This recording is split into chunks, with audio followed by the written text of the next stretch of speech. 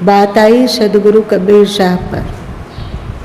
तो हम लोग देखते हैं पहले श्री राम हुए, त्रेता युग में हुए, द्वापर युग में श्री कृष्ण का अवतार हुआ और फिर कलयुग में सदगुरु कबीर साहब आए।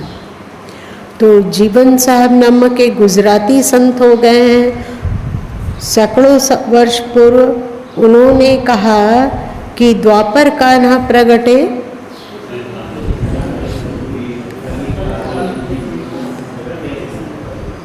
ये उनका कहने का तात्पर्य क्या है? द्वापर कान्हा प्रकटे, त्रेता में रघुवीर, कली काल में जीवना प्रकटे संत कबीर।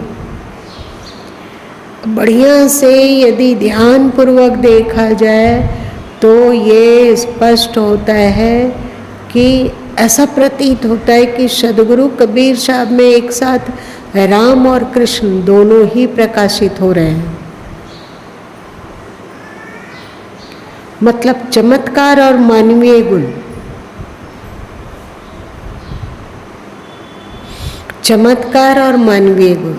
अब बताइए, उनके जन्म काल से ही चमत्कार की कथा मिलती है या बड़े होने पर जब वे योग किए, ध्यान किए, साधन किए, तब उन्होंने चमत्कार पाया? क्या है?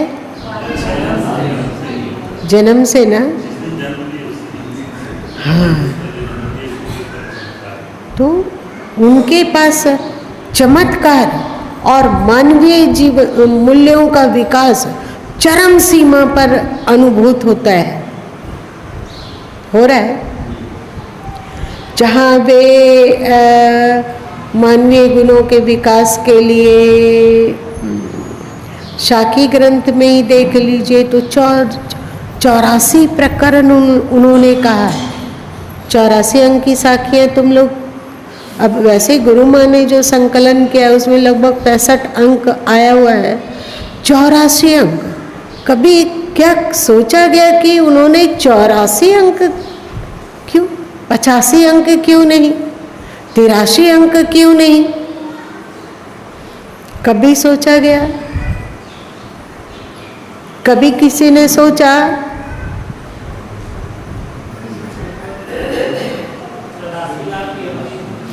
एकदम परफेक्ट।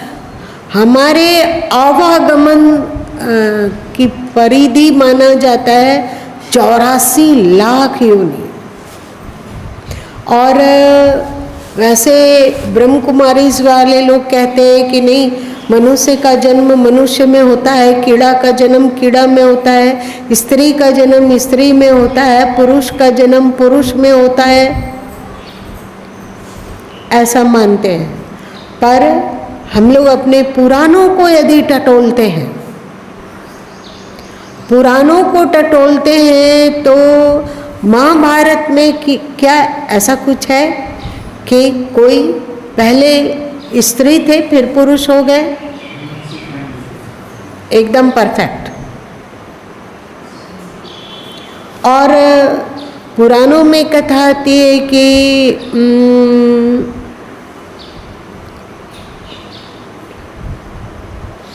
एक बार कीड़ी गुजर रही थी तो उसको देखकर संत हंसने लगे थे। याद आई? ब्रह्मा जी हंसने लगे थे और जब उनसे पूछा गया कि आप क्यों हंस रहे हो तो उन्होंने कहा कि ये सब कीड़ियाँ जो रेंग रही है, आगे बढ़ रही है, ये कीड़ियाँ कभी इंद्रलोक के साम्राज्य को प्राप्त की हुई थी। याद आई? हम लोगों के पुराणों में कि इसने कभी इंद्रलोक की प्राप्ति की थी और सनय सनय गिरते गिरते गिरते आज कीड़ी योनि में आ गई है ना? याद आई ना आप लोगों को ये कथा?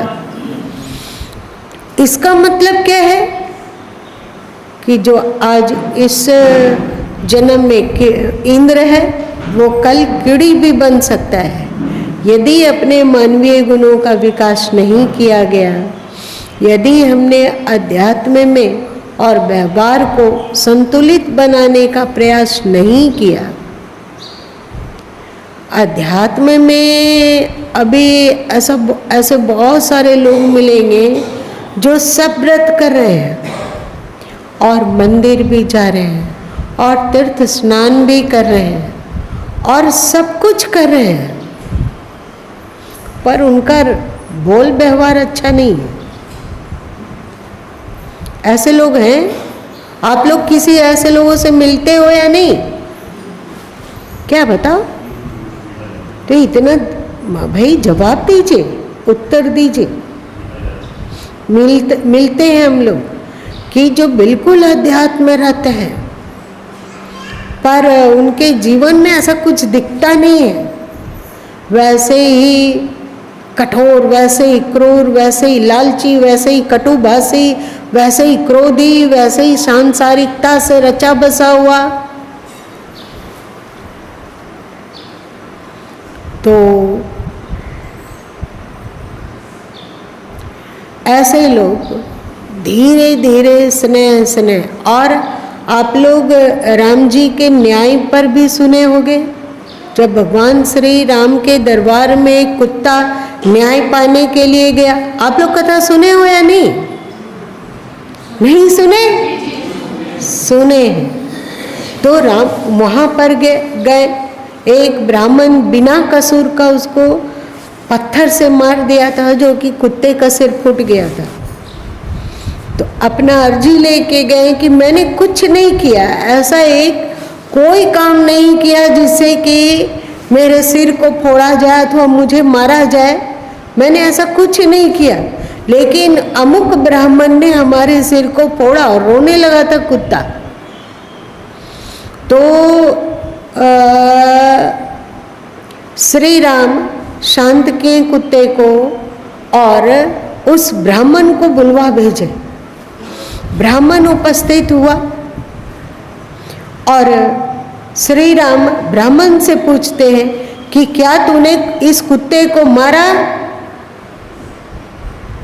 तो श्री राम कहते हैं, ब्राह्मण कहता है कि हाँ, हमसे गलती हो गई, हमने मारा।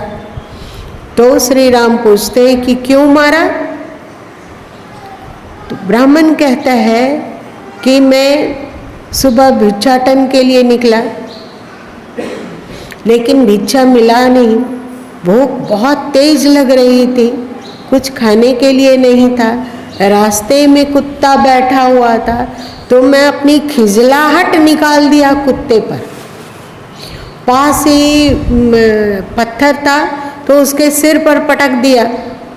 कुत्ता रोने चिल्लाने लगा, लेकिन हमें कुछ भी नहीं लगा।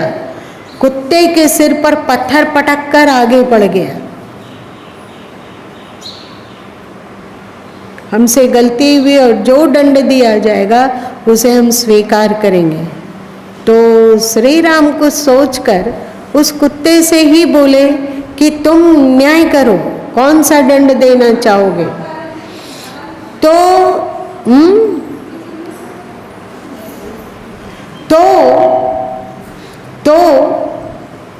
वो कुत्ता बोला कि महाराज, इस ब्राह्मण को कलिंजर मठ के महंत बना दिया जाए। तो सबको हा करके हंसा कि कुत्ता आखिर कुत्ता ही होता है। बुद्धि क्या, मांगा भी तो ये दंड है कि पुरस्कार?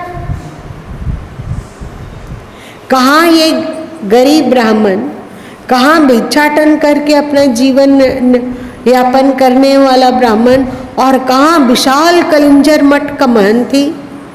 अद्भुत था उनके लिए।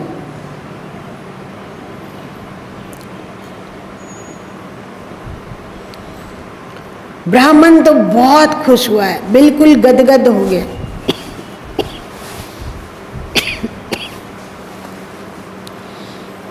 ब्राह्मण खुश होकर उनको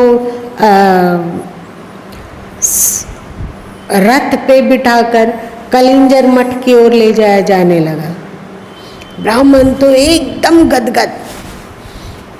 तब सबका हंसने का कारण को श्री राम स्वयं पूछे कि पूरी सभासद मुस्कुरा रही थी, इसके पीछे तथ्य क्या था? तो मंत्री सुमंत ने कहा कि बताइए, ये कुत्ता, उसको पुरस्कार दिया है दंड? तो श्री राम तो सब जानते थे, पर फिर भी उस कुत्ते से पूछे कि बताओ, तुमने क्या दिया, पुरस्कार या दंड? तो वो कुत्ता बोला कि मैं विगत जन्म में उसी कलिंजर मठ का महंत था, उसी कलिंजर मठ का महंत था। अपने मन में जहाँ तक जो हमें समझ में आया उतना धर्म का पालन किया, पर जो होना चाहिए वो नहीं हो पाया। इसलिए जब मेरी मृत्यु हुई तो मैं कुत्ते की योनि में चला गया। अब ये ब्राह्मण उस कलिंजर मठ में जा रहा है ये ब्राह्मण क्रोधी, बेमतलब अपने क्रोध का भड़ास निकालता है। ऐसे में उस कलिंजर मठ में जाने पर, विशाल मठ है, तो वो अपने क्रोध के वशीभूत होकर जरूर पाप करेगा। तो मैं तो क्रोध के वशीभूत होकर अथवा अन्य विकारों के वशीभूत होकर कुछ गलत नहीं किया, केवल मूर्छित की तरह जिया। जितना चौकन्ना होना चाहिए उस मठ में रहने पर, उतना चौकन्ना नहीं हुआ, तो हमारी कुत्ते की योनि हुई। और अब ये ब्राह्मण कलिंजर मठ का होने जा रहा है महंत और महाक्रोधी, इसकी गति क्या होगी? ये वाल्मीकि रामायण में आता है। योनि बदला कि नहीं? हम लोगों का धर्मशास्त्र जो कहा योनि बदलती है, बदला या नहीं? कहाँ वो मठ का महंत और कहाँ ये सड़क पर भौंकने वाला कुत्ता?